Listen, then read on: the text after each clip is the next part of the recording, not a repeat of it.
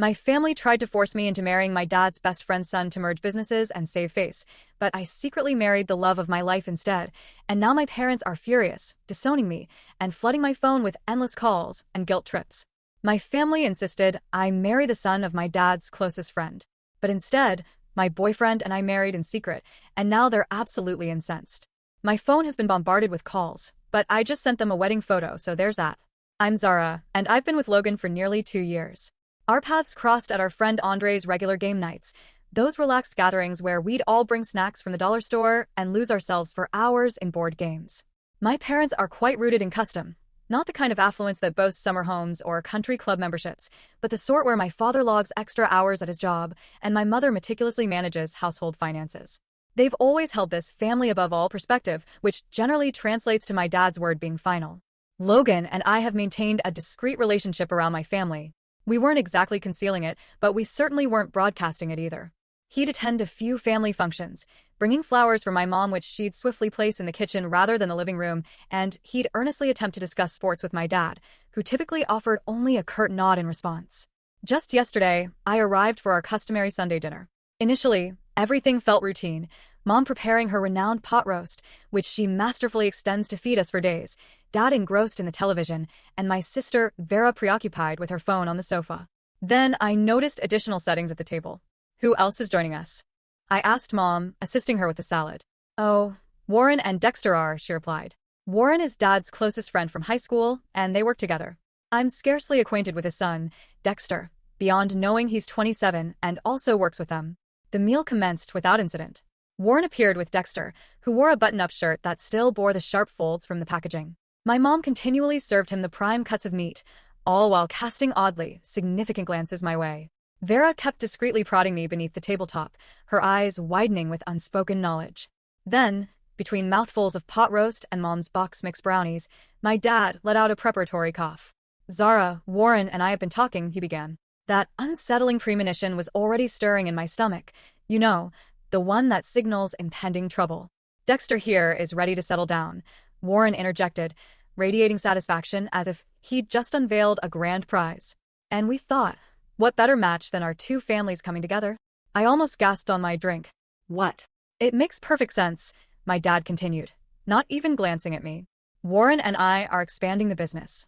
Dexter's going to eventually assume his father's role. You two would make a suitable pairing. I sat there, my fork remaining suspended midair halfway to my mouth, while Dexter stared fixedly at his plate, appearing about as comfortable as I felt. The brownie in my mouth suddenly tasted like arid dust. I'm dating Logan, I stated, articulating what everyone at the table already knew. My mom dismissively waved her hand. Oh, honey, that's just a youthful whim. We're discussing your future here. Your mother's right, Dad added. Logan's a decent enough kid, but he lacks a promising trajectory. Dexter here has a real future in the business. I looked at Dexter, who was still engrossed in his brownie. He hadn't uttered a single word the entire time. Warren was beaming as if he'd eradicated global starvation, and my parents were looking at me with eager anticipation. This is utterly preposterous, I declared. I'm not marrying Dexter. I love Logan. My dad's face took on a purplish hue. This isn't about love, Zara. This is about family and future. As I moved toward the exit, I heard my dad say, You have until the end of the month to terminate that relationship. We're announcing the engagement at Warren's birthday party. I said nothing more, just snatched my crossbody purse and left. Logan was already waiting around the corner in his car. We'd planned a trip to Walmart for his apartment after dinner. I got in the car, my hands trembling as I fumbled with my seatbelt. That harrowing encounter was just yesterday. Today, my phone has been inundated with texts from my mom, urging me to be reasonable and consider the family. Vera sent me a series of incredulous messages, followed by warnings that my father is resolute about this. Even my cousin Ophelia called, questioning the truth of it all. Logan and I remained awake long into the night in his modest studio flat, discussing our next steps. We'd actually been contemplating moving in together once his lease concludes next month. Nothing fancy, just a small two-bedroom in the same complex where his friend Andre resides. We've been diligently saving, keeping it quiet, but now I'm wondering if we need to accelerate those arrangements. I've silenced notifications from most relatives on my phone, but I can see the tally of unread messages continues to climb. The only person I've replied to is Vera, who has vowed to keep my whereabouts confidential, knowing I'm staying with Logan tonight. I'm truly at a loss for what to do next. I love my family, but this is utterly outlandish. Wouldn't you agree? It's 2024, not 1825. Who even arranges marriages anymore, especially over something as trivial as a corporate arrangement? I'm in desperate need of guidance. Logan offers unwavering support but stresses it's my ultimate choice to make. I simply know I'm not marrying Dexter, irrespective of the future my father envisions for me. First update. Thank you all for the tremendous outpouring of encouragement on my last post. It's been 2 weeks since that unreal Sunday meal, and I'm writing this from Logan's couch at 1 a.m., anxiously consuming discount store cookies and trying to process how everything unraveled with such speed. Our water heater just broke, and the landlord isn't responding to texts, so this seems like the opportune moment to provide an update while waiting for the kettle to heat water for a sink shower. The day after my last post, I waited until my parents would be at work and went home to grab some essentials. I thought I'd be in and out, but Vera was homesick from her community college classes. Between hastily stuffing garments into my duffel, she apprised me of recent developments. Turns out this whole situation is far more intricate than I had imagined. The revelations emerged in fragments. Warren's business is grappling severely, and Dad is also burdened by financial anxieties, underscored by the persistently dripping kitchen faucet that's been leaking for months. This arranged marriage wasn't just some mere adherence to traditional customs, it's about integrating their enterprises. They want to utilize my dad's contracts to prevent Warren's company from collapsing. Truly a tale for the ages. Wouldn't you agree? Things got even more complicated when I discovered my parents had already put down an irrevocable down payment on a wedding venue. They'd booked it for Warren's birthday party, but contractually designated it as an engagement festivity. My mom has been brandishing the contract to everyone as ostensible evidence preventing my withdrawal. The venue is an elegant, repurposed barn that probably costs more than I earn in 3 months. The next few days brought an unending deluge of missed calls and emotional messages. My cousin Ophelia dropped by Logan's with some winter clothes she'd borrowed and shared that my mom has been phoning everyone in the family, weeping about how I'm squandering my potential. The familial rumor mill was churning incessantly. Apparently, Dexter still resides in his parents' basement and dedicates most of his time to playing Fortnite. What an enviable prospect I'm missing out on. Work hasn't been much better. My manager coincidentally reduced my work hours after my mom called the store, crying about her wayward daughter. I'm now desperately seeking additional shifts just to make rent. Logan is navigating his own issues. His car did not pass its mandatory inspection, and the repairs would exceed the vehicle's market value. Our living situation is arduous. Logan's studio apartment wasn't meant for 2 people. We're perpetually navigating around one another, and his downstairs neighbor keeps lamenting additional disturbances to the landlord. The bathroom sink is currently holding my entire skincare routine because there's absolutely no other viable space for it. Last night, I found my mascara in the kitchen cupboard next to the ramen noodles. That's the degree of domestic arrangement we're working with here. The pecuniary pressure is becoming acute. Between reduced hours at work and unforeseen expenditures, who knew moving would require so many random purchases? We're both experiencing considerable financial strain. I've started selling clothes on Poshmark just to accumulate a small financial cushion. Logan has been picking up various gigs via TaskRabbit, but it's scarcely meeting fundamental needs. We've become adept at maximizing our food budget. Rice and beans have become staples. The situation reached an unprecedented nadir when I encountered my parents at a discount retailer while budget-conscious shopping. What followed was an unpleasantly dramatic spectacle: tears in the cereal aisle, reproaches concerning familial allegiance, and ill-defined warnings about Warren selling to some large corporation. We just grabbed our essentials and left, but not before Mom noticed the store-brand products in our cart and started weeping more intensely about my supposedly diminished prospects. Today's latest misfortune involved discovering that my parents had apparently been accumulating funds for my nuptials since my birth. Mom sent photos of the wedding fund passbook, a blatant memento of what I'm supposedly throwing away. The emotional manipulation arrived accompanied by a side of childhood photos and a screenshot of current wedding venue prices. To further exacerbate the situation, our intended apartment rental was rescinded. The landlord decided to rent his nephew instead, so we're returned to our initial predicament. Logan's lease expires in 2 weeks, and finding an affordable place is demonstrating more challenging than anticipated. His friend Andre offered us temporary guest accommodations in his spare room, but accepting feels like conceding failure, especially since Andre lives in his parents' garage conversion and his mom still does his laundry. Logan has been incredibly supportive, but I can tell this is wearing on him too. Yesterday, I found him staring at ramen packages with this defeated look that broke my heart a little. The extended family's involvement is the worst part. My phone's constantly buzzing with messages from relatives I barely see, all experts on why I'm making a huge mistake. Vera keeps me updated on the home front. Apparently, Dad's now talking about writing me out of his will, which would be more threatening if there's anything to inherit. When I catch myself wavering, I look at Logan, maybe playing Wordle on his phone, or doing that thing where he hums while cleansing dinnerware, and I know I cannot capitulate. We're not some corporate acquisition components. This is our lives. Even if right now those lives involve relying on one communal bath towel because we forgot to grab mine during our hurried departure. For now, we're taking it one day at a time. Apartment hunting during lunch breaks, silencing unfamiliar callers as they pop up, and trying to strategize our subsequent actions. At least we have each other, even if our evenings together often entail reviewing available rentals while eating instant noodles. Second update. Hello everyone. Some of you might recall my previous post about my parents attempting to orchestrate my marriage to my dad's best friend's son, Dexter.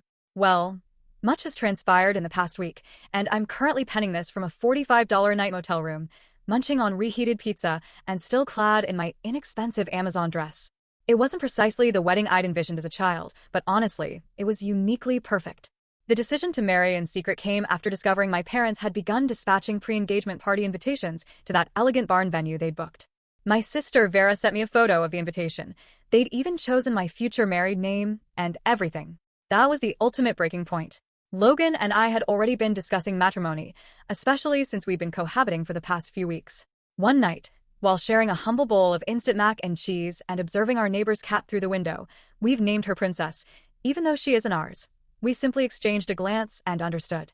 We planned it for an unremarkable Tuesday, not because the date held any special significance, but because we both managed to secure the day off work and the courthouse had an available slot. Andre, Logan's friend, not my dad's, agreed to be our witness.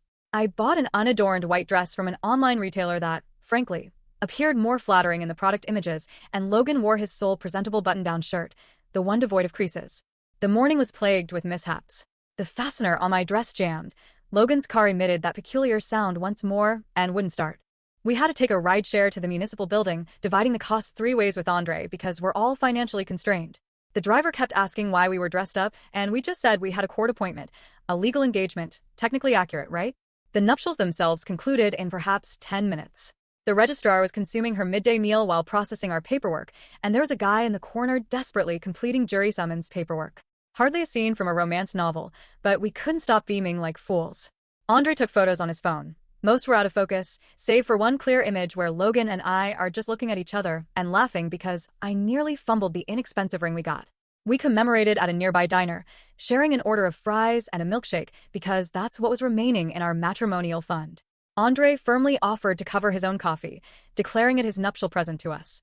The waitress offered complimentary pie when she found out we'd just gotten married, our initial stroke of matrimonial fortune all day.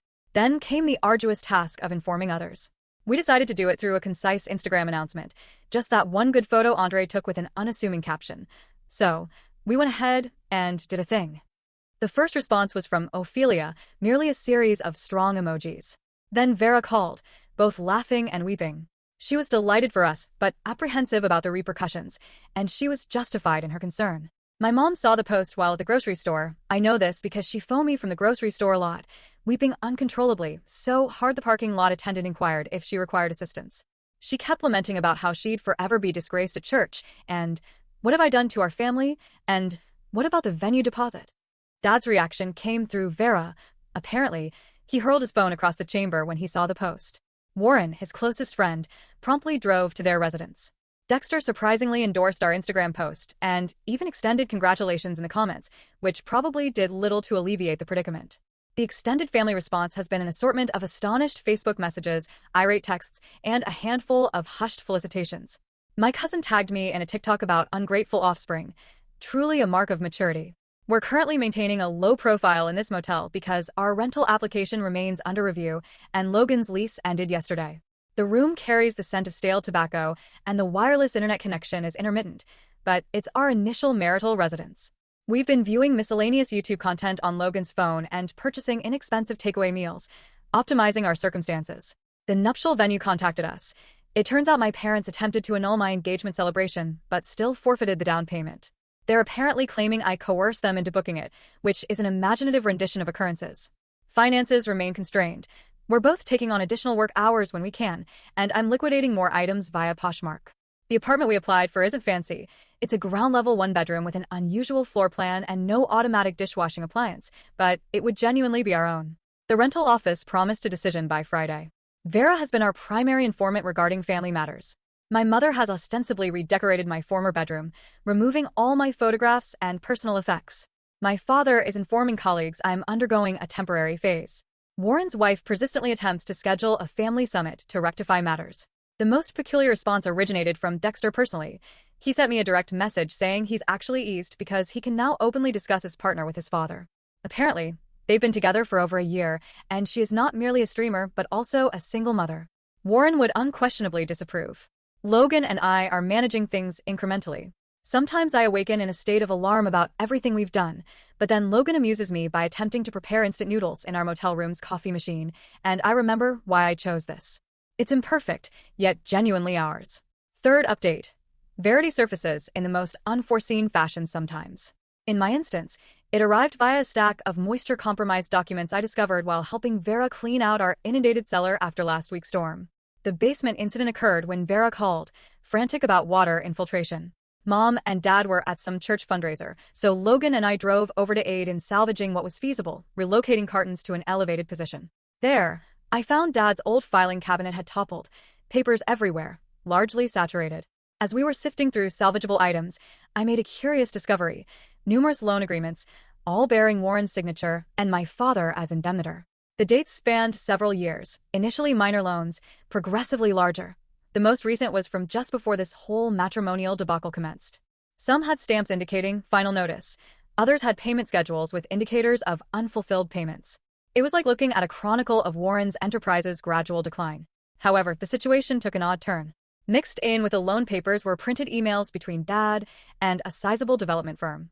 They were keen on acquiring both enterprises, Dad's and Warren's, but only if they came as a unified entity. The offer was actually sufficient to settle all outstanding liabilities and more. The proviso was a demonstration of consistent succession strategy. Basically, they weren't buying unless they knew the businesses would remain intertwined for the foreseeable future. That's where Dexter and I came in. The optimal resolution to show the businesses would be sustainably managed by family for generations to come. While we were still digesting this information, Vera found more papers. Turns out, Warren had concealed the severity of their predicament from everyone, including his wife. He'd secured 2 mortgages on their home unbeknownst to her. My dad had jointly endorsed all agreements, probably thinking Warren would eventually reverse his fortunes. The genuine shocker: a draft of a contract dated just before the whole marriage proposal thing. Warren had already started liquidating assets to meet financial obligations. Dad was on the verge of forfeiting everything he'd built up over 20 years because he trusted his closest friend. I took photos of everything before the water could destroy them completely and sent them to Dexter too. He deserved to be informed. His response was just, well, that explains the rush. Apparently, his dad had been pressuring him to establish stability for months, even attempting to sever his relationship with his partner. The next day, Ophelia came over to our apartment, bringing housewarming instant noodles, our new tradition. She had additional insights. Warren's wife discovered the existence of the second mortgage and has relocated to her sister's residence. Dexter finally told everyone about his girlfriend and her child and cohabitated with them. Warren is staying with his brother, allegedly to provide her distance, though more likely due to a change of locks. Dad still refuses direct communication with me, but he's been asking Vera unusual inquiries about my new residence, such as my eating habits. Mom transitioned from irate social media updates to posting missing my daughter memes, which, I suppose, signifies some advancement. Yesterday, I received a text from Warren. Simply, I apologize. I have yet to reply and am uncertain if I will. Logan has been exceptionally supportive throughout this ordeal. He doesn't say much about it, just offers comfort when needed and injects poorly timed humor when I become overly earnest. Last night, he endeavored to alleviate the tension by proposing we could start our own business, something simple, perhaps selling small feline headwear online. We're managing adequately. The apartment's gradually taking shape. We secured a proper bed frame via an online marketplace yesterday. Our upstairs neighbor's child practices the trumpet daily at 7 a.m., but we're acclimating to it. I'm taking on additional work responsibilities, and Logan started doing weekend meal delivery services. It's unremarkable, yet the expenses are being covered.